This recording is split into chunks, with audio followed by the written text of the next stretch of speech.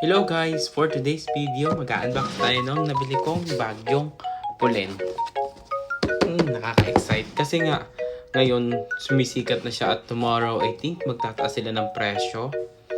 January 6, naka-receive kasi kami ng email na magtataas na sila ng presyo. So nung December 28, bumili na agad ako para ma-sure kung mabibili pa natin siya sa medyo hindi man sobrang mahal na presyo kagaya nung maaaring magtaas siya ng almost 20%. So, better na din kaysa para makasave tayo. So, ito nga buksan na natin. Ang binili ko pala yung Numerodix na pulen. At yan, may name pa yung kanya. Hindi lang makita sa video. Tapos, ito na siya. Look, ang ganda yan. Ano to? Ito yung Numerodix. Tapos, meron pa siyang way kung paano mo i-adjust yung strap. At ito bubuksan na natin. Nakaka-excite.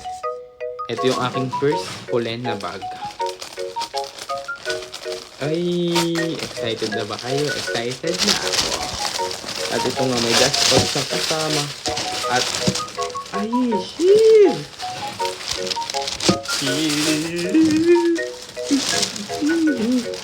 Usually yung mga bag nila is pang women. Pero I think okay lang naman siya sa lalaki din. Ay, maganda yung kanilang dust bag. At eto siya, oh. Nakabalot. Tanggalin ang balot. Ang cute niya. Tapos grain leather yung binili ko. Hindi yung ewan ko yung smooth leather. Yung iba kasi gusto yung smooth leather. Ako kasi gusto ko yung grain. Para naman, ay! Naku, ay! Talaga namang, nakaka-inlove yung bag. Pagiging maluho natin, ating sundin.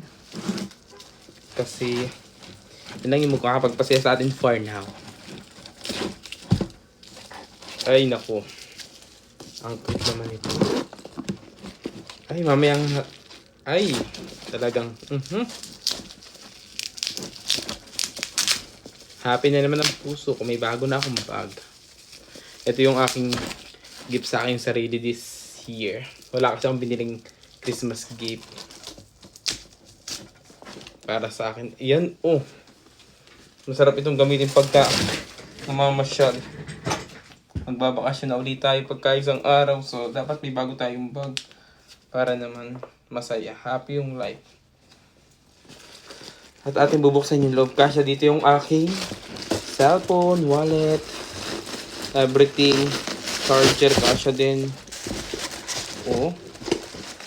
Yan, eto, meron pa siyang ganito sa loob. Wala namang price. At I think, yan, tapos pwede mo siyang palitan. Yung pag gusto mo maliit lang. At saka kung gusto mong i-adjust yung strap.